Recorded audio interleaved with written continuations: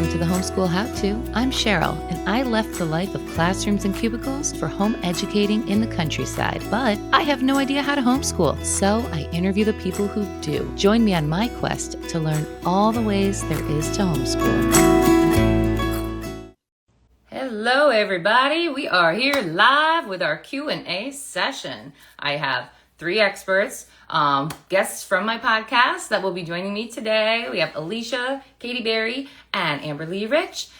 Hi, guys. So tonight we're doing a live Q&A session for how to get started with homeschooling. Where do we begin? And obviously that's going to be a little bit different for everybody, but we've got three experts, expert homeschoolers that have been doing it for a while that are going to tell us exactly how they did it so that we can all kind of find a groove that works for us. So, all right, Alicia, I'm going to have you start us out on this. All right, yeah, let us know. How did you start, or how would you recommend to people to start homeschooling today? I feel like it's such a loaded question because there's a million things that you can do to get started, but I would say probably my biggest influence for getting started with homeschooling was finding people that have been doing it for a while, like how you're hosting this, and then seeing like, okay, I really like how they do that, and going from there. It's like the simplest way to find information without overwhelming yourself, and you can kind of align yourself with people that have your same values or even live a similar life to you, so it makes sense what they're doing. um so that would be my biggest suggestion off the bat. Okay.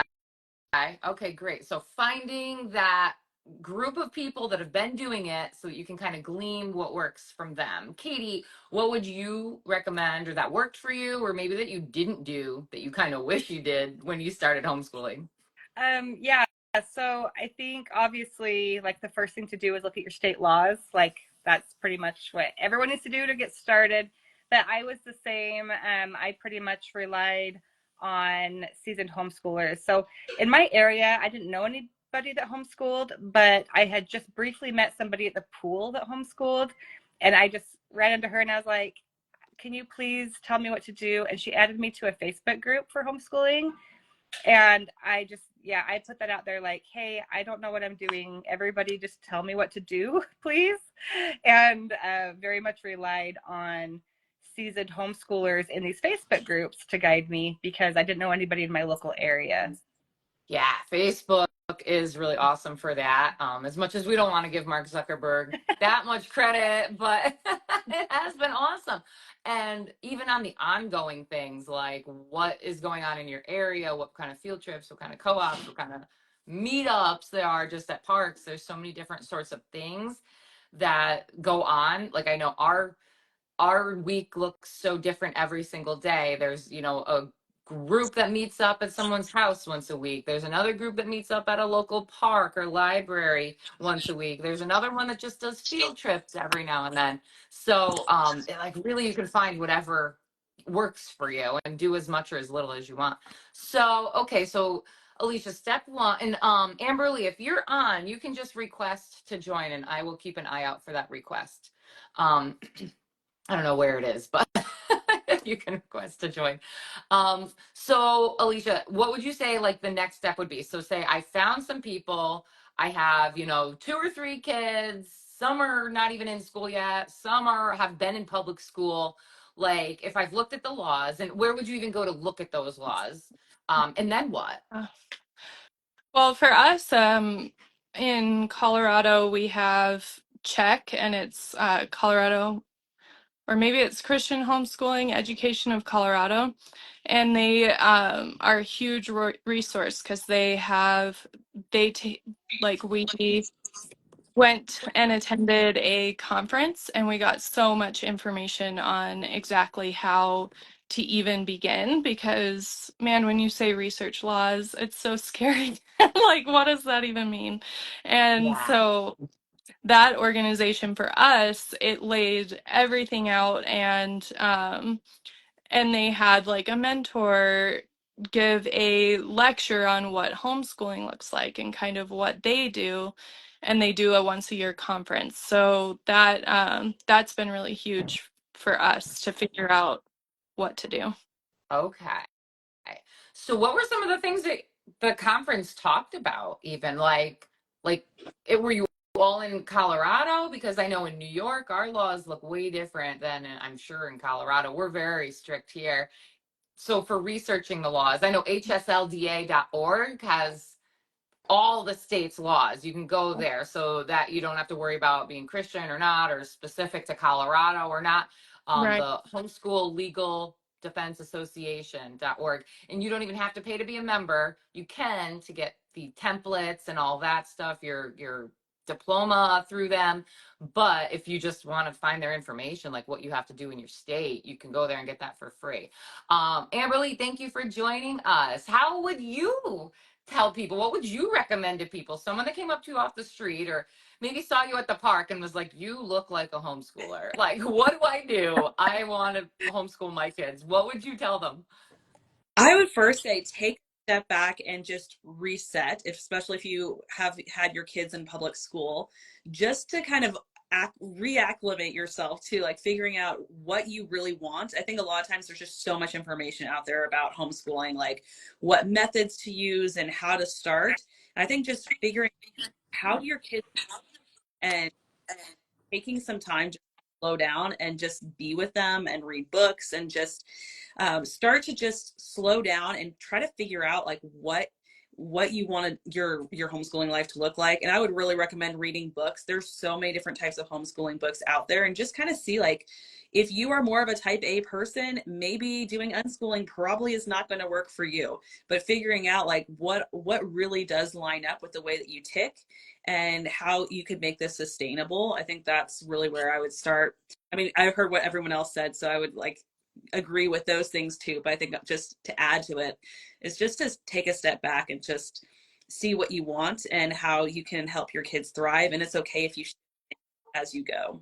Yeah, and that's a good point. So that's kind of this deschooling process that we hear people talk about, and it's like, yeah, I get the idea, but I don't really know. Like, Katie, do you want to talk a little bit about the deschooling process? Did you have to do that? So I personally didn't, because when I started homeschooling, my son had only been in kindergarten for 2 months, and we pulled him out on a school break. So we took kind of like a week or two break, and then we got started. So I didn't really have to do school because of that. However, I do think that it's very beneficial for kids that are being pulled when they're in like, they've been in school for at least 2 or 3 years, like third, fourth, fifth grade and up. I think the deschooling process is important because otherwise it's just going to feel like homework. Yeah. And kids that have been in school and they're in the desk for 6 to 7 hours a day, then they come home and have to do homework with their parents. Lots of times there's arguing at the table, and it's very difficult to do homework. And I think that kids will expect that that's how it's going to be if you don't do a deschooling period. I think the deschooling period helps those children acclimate to who mom is during the day, and that I guess reforming those relationships too, because lots of times if they haven't been around you that much because they're in school, they need to reacclimate to who mom is and rebuild that relationship. So I think part of the deschooling process is building that relationship with your child that's going to be different, where you're going to be mom who's also educating their children. Okay, cool. So, all right, Alicia, I'm going to throw it to you. How would you deschool as the adult? Because I think for me, that was the hardest part, because, and I'm still doing it, right? Because like, you want your kid to do well. If like my child is 6, they are learning to read in school at that age, but when I come up to roadblocks, like, maybe he's just not cognitively there, but I don't want people to think I'm not doing anything with him all day. But why do schools in America require that kids learn to read at age 6? So did you have to do any sort of deschooling as the adult? I would say deschooling never ends. I don't know that there's ever like a time period and then you've like reached it. Because if you think about it, I went to public charter schools. So that means I have been programmed for decades to see education in this certain light. So no matter what, that's going to be my go-to. And then it's going to be, okay, stop for a second. We're all crying. We need to take a break and figure out what's going on here, because it's never, I don't think it ever ends. So even, and our kids have gone into public school, back out, and into charter school and back out. So I think for us, and and I'm going to forget names, but she had mentioned that you need to think about who you are as a person. And I think that's huge, because if you don't know who you are as a person, it's like, hey, take a step back, and how am I best serving my child, and how am I best serving my mental state right now? And that's hard, because guess what we were never taught in public school is that you are a unique individual who has unique gifts and talents to give to society. So that's a whole thing that you have to just keep reminding yourself is, how am I learning? Am I overstimulated right now? Are they overstimulated right now? And why do they teach your kids to learn? Those are all huge questions that are really important to unpack as you decide your path for homeschooling, for sure. Oh, absolutely. I love that. Yeah, that gave me chills. You gotta really figure out how you are before you can even present to your child, and goals. Like, what are you educating your kid for? I had written an article for the Quite Frankly podcast, their newsletter, and I titled it, "Why are we educating them at all? We Mm, just send them off on a bus because somebody in society told us that's what you do at 5 years old, and we don't even know that we have another option or that there's another way. No one asks you, do you want to do this? Are you guys ready? It's just like, oh, you're signing them up for kindergarten. It's time to sign them up. It's right. springtime and they're 4. So it's so crazy. And why are we sending them? For what? So, Mhm. Amberly, I know, like, with your business, you financial plan, and, you and your husband, Amberly Rich is her last name, and they're financial planner. This is so funny. But, having a goal when you plan financially is, I'm assuming, huge, right? What is your goal? Why are you even going to work? Why are you making money, right? You need a goal for, like, what your goal is. Do you have that for your kids in their education too? Yeah, I do want to say I'm not a financial planner. We're financial coaches. So a little different part, like the financial planning planners, they really focus on the investment side. We're all about personal finances and doing everything so that way you can be investing. But we, Gotcha. with people on their goals, like I just started a new client today, and we just talked about, like, we need to first figure out where you are at right now, and figuring out like where your finances are, so that way you have clarity and I have clarity of where you're at, so that way we know how to get to where you want to go, which is your goal. And I think the thing with our kids with their schooling is to figure out, like, what do we want for our children. Like, in when you started, like, for me, I was an educator before I homeschooled our kids, and there's so many different types of schools, different ways of educating. If you look at magnet schools and charter schools, public schools, and all the different, they all have different focuses. And I was just surprised when I had our first kid and was starting to do the research and realizing, like, there are so many different ways that we could go when it comes to education. And like, how do we see what we are, like, wanting overall, but also what is going to line up and serve our children based on their individual needs.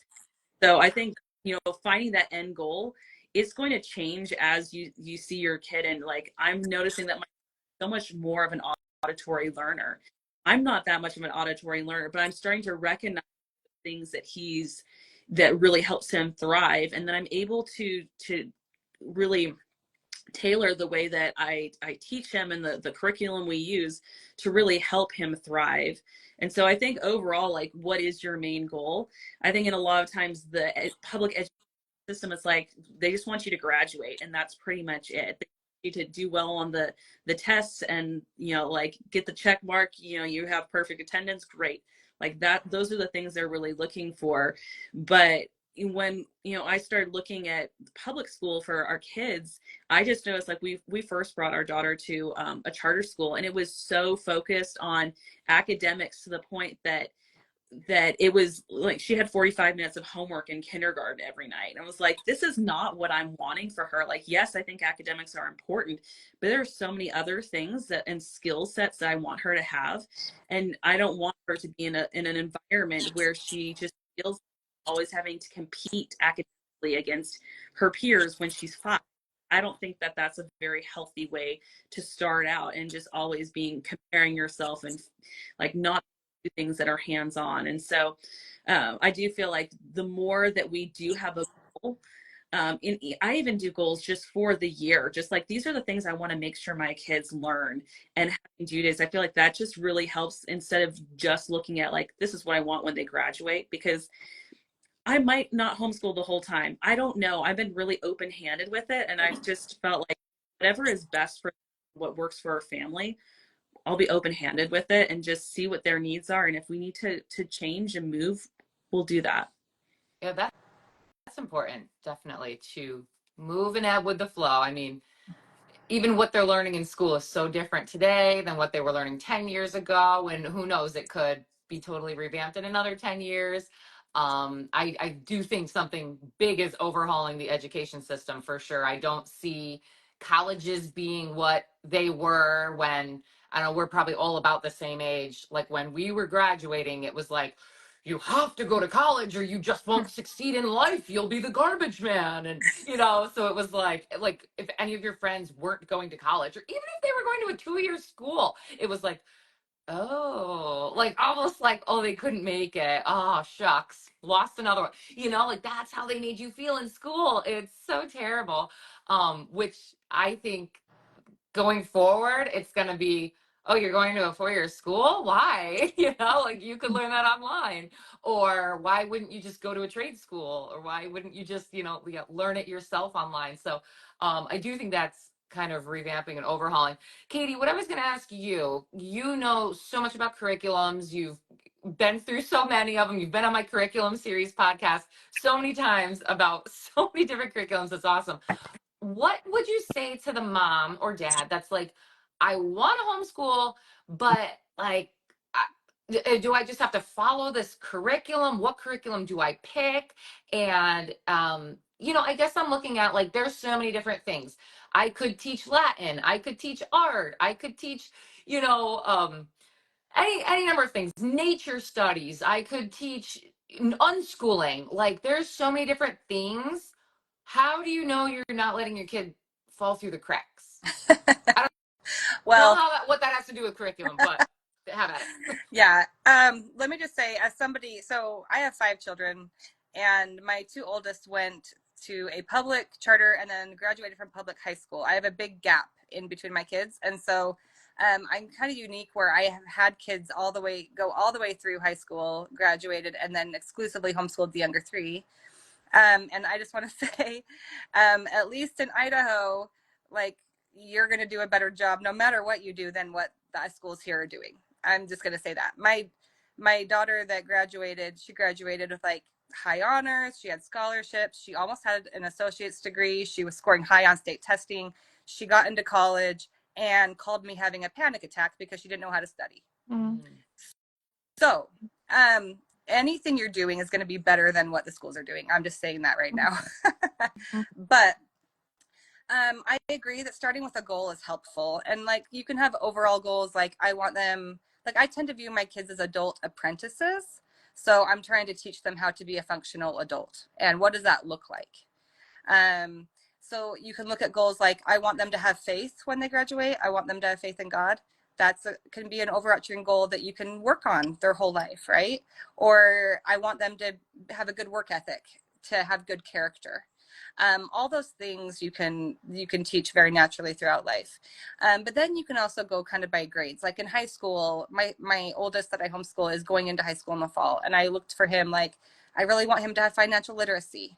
I want him to understand personal finance and things like that. I really want him to understand data literacy. I want him to know what statistics look like so that he's not, swayed by what's in the media. Um, and to understand that. And so, and then like, my youngest, it's, I want her to love reading. Like I want her to learn to love reading. So you can kind of tailor it to like their age, or, the season they're in life or whatever. But when it comes to curriculum, I think looking at what your goals are first can help pinpoint you in that direction. If you're trying to build by subject, it's easy to get caught in the weeds. You're like, okay, I need a math, I need a language arts, I need a history or science. And pretty soon you've bought like 10 to 12 things and you don't get to half of them. If you start with the goals in mind, like if I'm like, okay, I really want, my son to focus on financial literacy, then I can go search for something if I need it to teach that thing, if it's something that I can't teach on my own. And that can really help you narrow down on what you're spending your money on and where you're putting your focus, because it can be really easy to want to teach your kids all the things, but you can't. Like there's just not enough time in the day.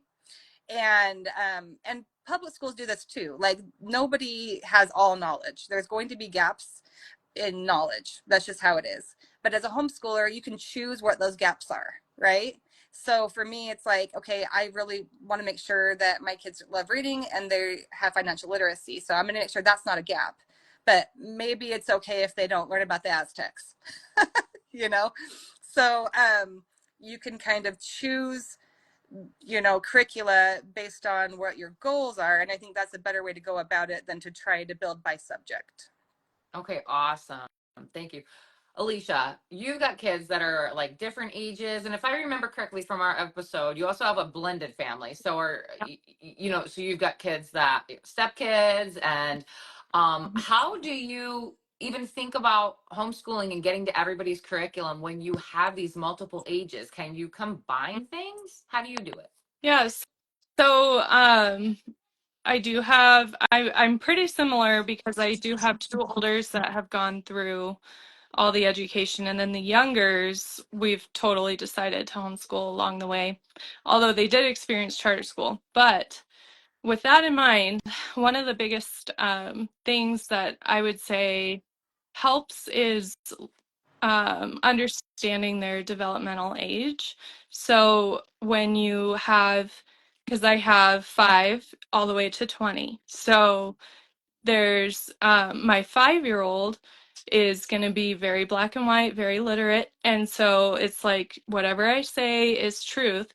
Whereas my 8-year-old is going to start thinking, well, what does that mean? And so we have found we found a curriculum that we really enjoy that tailors to their ages. So we all learn the same thing throughout the day. And then depending on their ages, we do different things. So my 9-year-old writes a paper about we're in ancient history. So it's all based around that time period.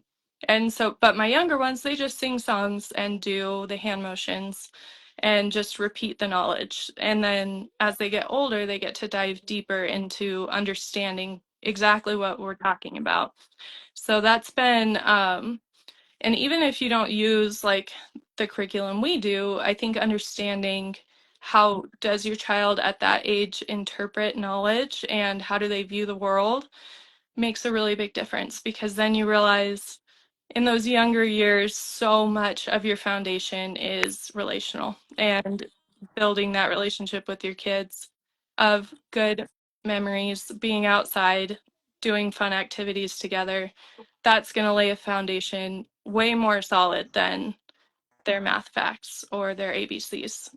So, Oh, that's very true. Well, what curriculum are you using now that you have to tell us? yeah, we're doing classical conversations. So, it's, yeah, it's nationwide. I don't know if they do worldwide, but um, it just comes at developmental stages, and it's been really nice to be able to do the same thing all together. And as a parent, you can decide Well, actually, there's these cliff dwellings in Colorado, so let's go visit the cliff dwellings so you can see what that looks like and stuff like that. So it makes it, you can tailor it as much as you need to. Oh, awesome. Yeah, I've heard good things about classical conversations. And to the best of my knowledge, there's like groups in areas throughout the country, and you can meet once a week Yep. and, have your assignments that you work on throughout the week. And they have the history timeline song. Anybody can find that on YouTube. It's like a 12-minute song and they memorize history. So we've listened to that in the car rides before. Yeah. Very cool. Yeah. All right. So, Amberly, I'm thinking from the parent standpoint who have not begun homeschooling and in myself, a year or two ago, are my kids going to be taken from me if I do not keep them up to par with the other kids that are in public school their age? Like, how do I know my children will not be ripped from my grip? Like if you get in trouble with the law, or just like they don't compare, or I like they are behind. Yeah, I think that people view it as like if I don't teach the times tables by the age that they're supposed to learn them, that like the school will come and like take your children from you. From what I have learned, that is not the truth. Yeah. And I think maybe depending on the state, like I also live in Idaho, and there's a lot of freedom for homeschoolers, which is amazing. I know that for me personally, I do struggle because I'm always like, I don't know, I think just in women in general, we compare like ourselves versus other women. We do that with our kids of like, man, one of our kids is, doesn't read as quickly as the other, like as a friend's kid, like the same age. And I think about in reality, like as an adult, I don't remember when I learned how to read. I don't remember how I compared like when I learned the multiplication tables or any of that kind of thing. Like in reality, it doesn't matter. And I feel like when you get to adulthood, it's like even like the age of my spouse, like my husband's 3 years older than me. But as a kid, or not as a kid, but like in high school or college, it felt like there was a bigger gap. But as you get older, it's like it's not that big of a deal. And I think that's kind of like a similar thing, that I think it's easy to try to compare and like, are my kids learning the same things? And like for me, we're doing history from the beginning of US history and working our way to current day. And I was just thinking like, and if I was trying to compare what my kids are learning versus, their grade level right now, like they don't get to see the whole span of history. It's always broken up by a different teacher. They start in a different spot. So there's lots of different gaps. And so I feel like it's okay.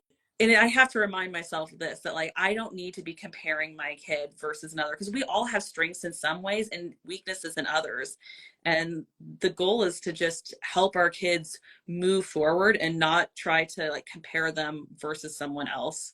And so I think like it's always, I think, a struggle. And I think as a homeschooling parent, I feel the weight of my child's education. I can't just like send them to school and be like, oh, I don't have to worry about it because someone else is doing that work. So I do feel like there is that pressure to make sure that my kids are learning and that they're growing. But then I've also had to release that like part of it is on them. Like the same thing as when a kid is in school, they could be in a classroom with, 30 other kids are hearing the same thing, and they can be totally tuning everything out. And so it's also on our kids to be engaged and do things that like are engaging for our kids, and we can tailor it so much more than in a public school setting. But it is on them as well to put in the effort. Like we can do so much, but then they have to actually you know be learning and participating and growing. Yeah, that's so true. And the beauty of the homeschooling with that is you can find an interest of theirs and then tailor that to what your goal is for them that year and blend all the subjects into that one topic. So for instance, my son really loves, cars and four-wheelers and that stuff. So I can tailor, learning to read if we're learning about cars, in books about that. Math, we can, have it be okay, well, if you have four screws that you have to take out of the lug nut. I don't know. But you know what I mean? You can, and then history. Well, let's learn about where did the first vehicle come from, and where was that in the world, and where did they start, building roads. And when you start actually thinking about that stuff, and that stuff we never really learned in school. You never got that opportunity to take like what you're learning about the world or reading or math or anything and make it relevant to something that you have an interest in. So that's been kind of the cool part. And I think that's part of deschooling too, to like be like, wait, it does not have to be this boring. Like this is such an interesting world. Yeah. Why are we making this the most boring it could possibly ever be? And I mean, I know why now because I've researched the history of our education system. So, Katie, maybe you might want to touch on that next. I don't know if you are quite the conspiracy theorist I am, but for parents who don't know if they want to homeschool and they're just kind of like on the fence, like I don't really know if I like what they're teaching at school, and maybe the bullies, maybe the active drills that they don't want their child to be part of.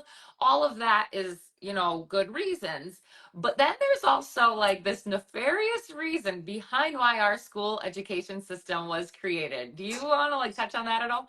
Sure. So first of all, I would say everybody that gets started with homeschooling, whether you are getting started or whether you've been 9 years, if you've not read anything by John Taylor Gatto, you need to. Yeah, I second that. I'm just going to put that out there right now. He was a public school teacher in New York, won Teacher of the Year, I think 2 years in a row in the state of New York. And in one of his acceptance speeches, he actually critiqued the public school system, ended up quitting teaching, and became a very loud advocate for homeschooling, in particular speaking out against how damaging public schools can be. And so Dumbing Us Down is probably his most famous book. That's a collection of essays by him. He also has, I think, The Underground History of American Education. I think that's his. But he also has a few books that do go into that. But basically, the schools were developed by, you have the Rockefellers who in New York, they basically wanted to create a dumbed down, subservient population because they didn't want anybody smart enough to take their money from them. And so what they did is they just said they would donate money to the different schools if they could put a member of the Rockefeller family or somebody from their board on the school board for that school.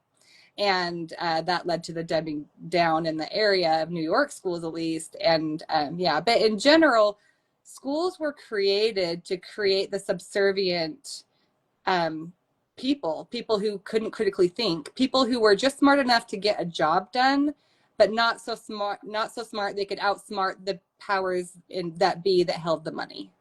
Yeah. That's a short version. And it's true. And when I first learned that, I was like, all right, that's like what the conspiracy theorists think, right? But then you just read book after book after book and how it was taken from the Prussian model of, Yes. the old Germany, and because they wanted soldiers that would just be obedient. And they want you smart enough to do the job, but not smart enough to question it. And yes, why would oil tycoons invest millions of dollars in the school board to create competitors to their business? No, that's crazy. So when you think about just like, should I homeschool or not? When you think about sending your child to an institution that this is their goal, it is a little nuts that we would do that. All right. So, all right. So breaking it down further, we have talked about so far on this live to go to hslda.org for your homeschooling laws in your state. We have talked about finding people, seasoned homeschoolers, whether it be online or find them online who live in your community, friends or friends of friends. If you even just put on Facebook that you're thinking of homeschooling, people crawl out of the woodwork. They're like, come, I have information. So it's so funny, like that people you wouldn't even know homeschool. Oh, come on, my sister homeschools. She'll tell you all about it. So yes, if you just start to be open about it, you will find people wherever you look that homeschool or know so much about homeschooling. And we talked about how we shouldn't compare our children, whether it's learning to read or math or not. No one will take your children from you because you have not, they have not mastered their math facts by a certain age or learned to read by a certain age. As long as you are submitting what you need to submit to the school, and there might be some tests, but they also are administered at home, usually. So, you know, that's pretty much the basic of that. Alicia, what does your reporting look like? I know we have strict reporting in New York. Do you have to notify the school or submit reports? No, actually. No, we do. You're required to keep a log, but that's like nobody comes to check for the log. So it's the only thing that we have to do is uh like the state testing. So we have to do Iowa testing and SATs and ACTs and stuff like that. But nothing beyond that, really. I mean, you keep the log just in case, but nobody's asking for it, and there's really nowhere to turn it into. So it's just Wait, I'm sorry. Are you in Colorado or Idaho? Colorado. You're hmm in Colorado, Yeah. and Amberly and Katie are in Idaho. Yeah. So, I mean, there's some things that they're trying to do to make it harder to homeschool in Colorado. So hopefully those things don't pass, but you know, that's where we're Okay. at. Amberly, what is your reporting requirements like? There's no reporting requirements. It's on the honor system. They're like, we as a parent, you should teach your kids these subjects, and that's it. Like, it's on the honor system, basically. I'm so jealous. Yep. So in New York, Freedoms. we have to by 6 years old, first grade, you have to say, I intend to homeschool my child this year by a certain date. You've got to submit that. Then you have to submit, so that's your notice of intention. Then you have to submit an IHIP, the individual plan of what you're going to teach for that year. And then tell them the quarter dates of the end of your quarters that you're going to submit what you did complete. And they also want you to, so they have a list of subjects that they want you to touch on. They don't tell you how many hours you have to spend in each subject, but they do tell you have to do the 225 days or equivalent in the year. And they like you have to keep attendance at home, but you don't have to submit the attendance. It's like the log that Alicia, you were talking about. You have it just in case CPS knocks on your door, I suppose. Right. But no one's asking for it. So then you're submitting quarterly what you've done for the last quarter. And then I believe every other year, I mean, they have very funny language, but around third or fourth grade, every other year you have to do a test. So you pick the test, and as long as you say on your third quarter report, I want to administer this myself at home, and they okay that, then you can have the test sent to your home and submit it back in. And let's see, is there anything else? You might have to do evaluations too, even from first grade on. But I can say on the third quarter report, I will do my child's evaluation in lieu of a teacher. Like I suppose I would just find a teacher off the street and ask them to evaluate them. But so whether you have like maybe a network of homeschooling parents that you can all trade off on doing, each other's child evaluation, or you can just ask for that approval to be the one to do it. But yeah, it's pretty crazy in New York. We do have to do the letter of intent. That's yeah, that is the other thing. But you just do that once a year at the beginning, and that's it. Yeah. They just want to know your child's alive and in existence. Yes. Yep. All right. So as we round out for the last 15 minutes here, we'll just go around one more time and just kind of any last words or words of inspiration or encouragement that you would have to the hesitant homeschooling parent, to maybe give them that push to homeschool or the courage to, and then where people can find you if you're working on anything or have any good stuff for us to know about. So Alicia, I'll hand it over to you. Okay. Okay, any last words of encouragement? Definitely think about your reason why you're doing this. Just kind of echoing some things and get to understand kind of child development. Do your history on public education because it really does make a big difference of why you're even doing this. And probably, I would say, something that I did in the very beginning was, and I kind of do throughout, but maybe keep a little journal about your kid. And it's just a little like their strengths are, or I see them growing in this way. Because, like, when you get in the trenches, it's really hard to, like, to remember like where you began, and also like what they've overcome that year, and or even some weaknesses that you were able to work through and get through that year. And I feel like that it really helps the child even to see in the end, like, hey, look, remember at the beginning of the year you were struggling with this, and now look at what we've done together, and keep a more positive atmosphere with it.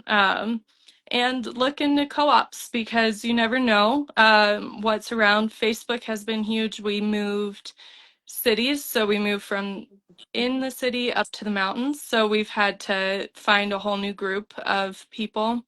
And Facebook was huge because everybody loves having their groups. So, and it turns out there's several things we can do. And then also, I said this in our previous interview, but keep a family statement of where you're trying to head as a family together. So you can kind of filter things through what fits, what doesn't. Does this fit with our family motto? Are we trying to, what's our goal this year? And, if it doesn't fit, then it's okay to say no. You don't have to do everything.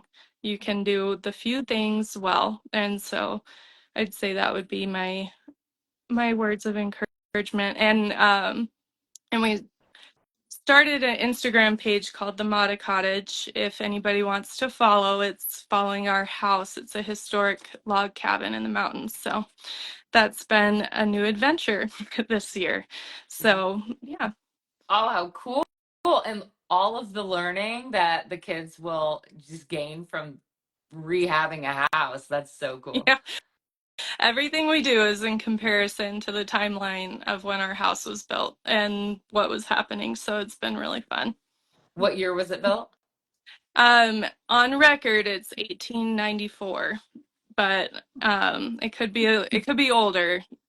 So yeah, and it's just this cute little historic town. I could go on and on, but it's it was established in 1863, so it's got a lot of history, and a lot of families still live here that homesteaded and pioneered over here. So it's really cool spot. I mean, that is awesome. And I'll tell you, I'm 41 years old and I never stopped to think about things like that. Like you're kind of just so ingrained. Like you go, everything's pavement and cement and square buildings. And, you wait for your bus and you go to your school and you come home and they busy you with dance class and this and that and, nasty food from the takeout plate. And, you never stop to think about that. Where now when I met my husband, I'm like, oh my God, I met somebody from the woods. There's not even internet there. Like they heat the house with wood. This is ridiculous. But now that I've made my full circle, and now I'm like, we gotta build a bunker. They're trying to kill us. But it's so cool because the mountain behind our house, I mean, it's just miles and miles. And you go through it. We'll go through it on our side by side, and I'll see these stone walls that people have put stones together by hand. And I'm like, where did this even come from? And so just to learn the history of that people were, marking where their territory was with that, or keeping cows in or something maybe. But there's a historic society here, which I keep saying we are going to make a field trip day of just that, and go to there's a little red schoolhouse down at the end of the road, and just having the time to explore that stuff with your kid and them seeing how excited you get to learn about it is one of the coolest things about homeschooling too. So Amberly, I'm going to throw it over to you. Parting wisdom to the hesitant homeschooling parent, and where we can find you as well. Yeah.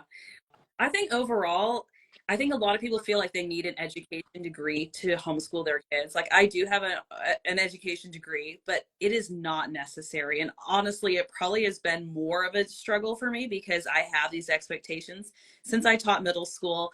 And like yeah, it's ingrained inside of me. And I think just give yourself grace that you don't have to know everything.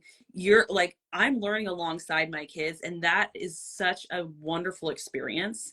And so I think just give yourself permission to not have to know it all. And I think it's really helpful for our kids to not know, or like to recognize that we're also lifelong learners and that we are doing them, because like I was saying about, we're doing the history from, the Native Americans, and we're almost at the Civil War at this point. And never actually try to do it like in chronological order, like without having gaps in my entire life. And I'm seeing things in a different perspective because I've never experienced it.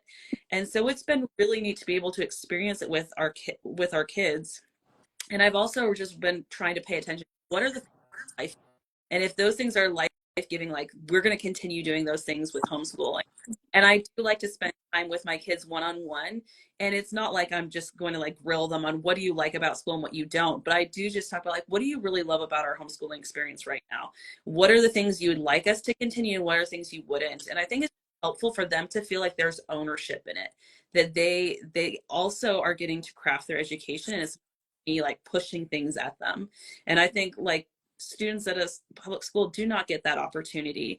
They get to be involved in it.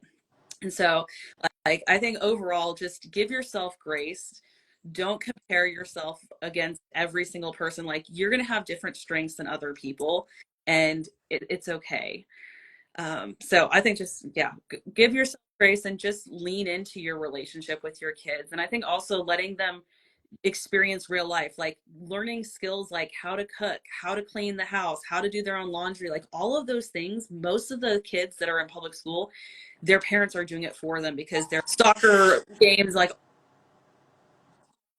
all this extra stuff that comes along the way. And if we are able to give our kids the opportunity to practice real life skills, they're going to be so much more equipped for real life. And I think that's really what we want to do, is just bring our kids to the place where they can be fully embracing their career and their calling and whatever they're going to be doing in adulthood.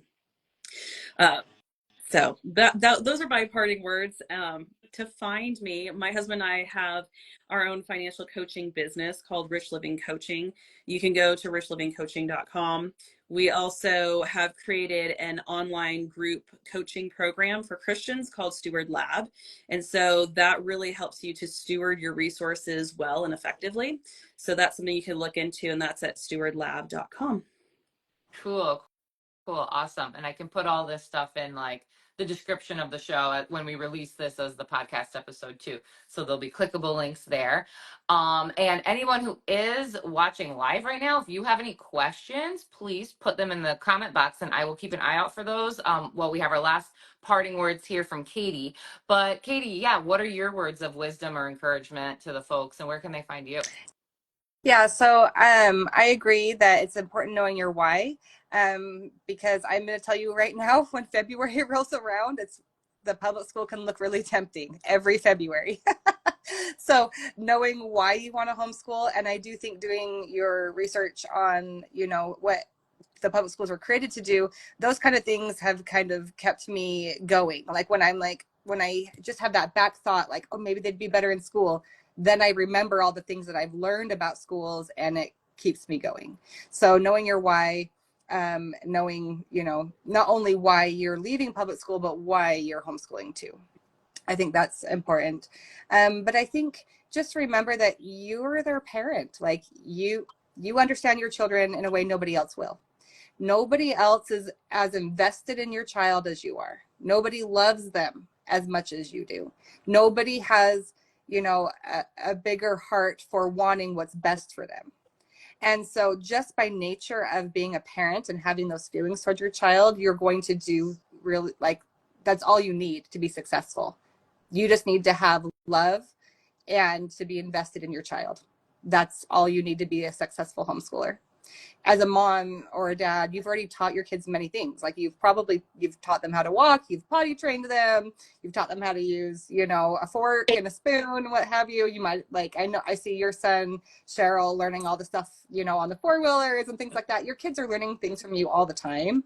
And so teaching them a little bit of history, a little bit of math is just cherry on the top. Like they're learning so much from you anyway. I do think too that parents, we can be examples. I think that if you have had your love of learning turned off by the public school system, now's a great time to ignite that, to ignite that passion for learning yourself and be a good example to your children of being excited about learning. If mom's excited about something, that your kids are more excited to be about that too. So I just think model what it looks like to be a lifelong learner, and then just trust in your instincts as a parent that loving them and being invested in them is going to be enough. Oh, I love that. And where can people find you if they want to check out more of your work? Yeah, so you can find me on Katie Berry's Book Recs on Instagram. I currently don't offer any sort of anything other than you can listen to my ADHD rambles on my stories. But you are well read and recommend books all the time, which is why I come to you all the time asking for like, what could we use to de-school? And you recommended to me Julie Bogart's A Brave Learner. So I'm listening to the audio. Okay, I'm cheating a little bit, but it is very good. And I have an art table now in my living room. And my husband is like, what in God's name is taking up our entire living room? And I'm like, they're only going to be in here for like 18 years. So if we, let's make it fun. They're not going to do art if it's in the basement. Yeah. So I have beads all over my living room, paint, everything. But it's fun. They're using it because it's where they can see it. So it's a great book, A Brave Learner. And you've recommended to me Dumbing Us Down from John Taylor Gatto. Weapons of Mass Instruction is another one of his. That one. Another great book is Indoctrinating Our Children to Death by Alex Newman. He's been on my podcast before. That gets all into the history of our education system. What's another one that you've recommended? I think, Free to Learn and Free to Learn, and there's another one with a similar title. One is by John Gray. Peter Gray? No, it was by Peter Gray. I can't do it. You do it. You recommend the books. Oh man. I think you've listed a lot Okay. of them. I also really like Awakening Wonder by Sally Clarkson. That is a bit heavily Christian book, so just be aware of that. But it's also it's kind of like inspirational if you want to get going. There's Wild and Free. Wild and Free. That, yeah. Ainsley Armand. That's a really popular one as well. One of my favorites is Mere Motherhood by Cindy Rollins. I think I got paused for a minute. Anyway, Mere Motherhood by Cindy Rollins. That's like her memoir of homeschooling her children. And then, but through her experience, it gives you inspiration on it. And it's very comical. It's one of my favorites. And, How Children Learn was another one by John Holt. Yeah, John Holt. John Holt is the father of the unschooling movement. Yeah. Ooh, okay. So all great books to recommend. I recommend all those as part of my de-schooling process. And I just want to note too, I don't think we have any questions, but one of the biggest things, and Amber Lee mentioned this, that I have noticed over interviewing homeschoolers for 2 years is the amount of teachers that have left their jobs to homeschool their kids. And nothing says more to me that like this is the right path for you as a mom or a dad than a teacher leaving the system. They went to school in New York. You have to have a master's degree. So you're not only going to school for 4 years, you're then adding another 2 more years of loans onto that. So you're well over $100,000 in debt by the time you leave college to teach in New York, at least. And to leave all of that and a salary and a pension and health insurance because you're like, not my kid. No, my kid's not going to be part of this because nobody really knows what goes on in the school system than the teachers. Nobody knows better than those teachers do. And they see the behind the scenes, the funding, the testing. They see just what the intentions are of people. I just saw a friend of mine posted the other day. She's a teacher on Facebook, and she was just kind of ranting how she's like, I used to love teaching, and now I don't know. She goes, I don't know what happened since COVID, but something is so different in these schools. Kids aren't the same, parents aren't the same, teachers aren't the same, and it's just a miserable place to be.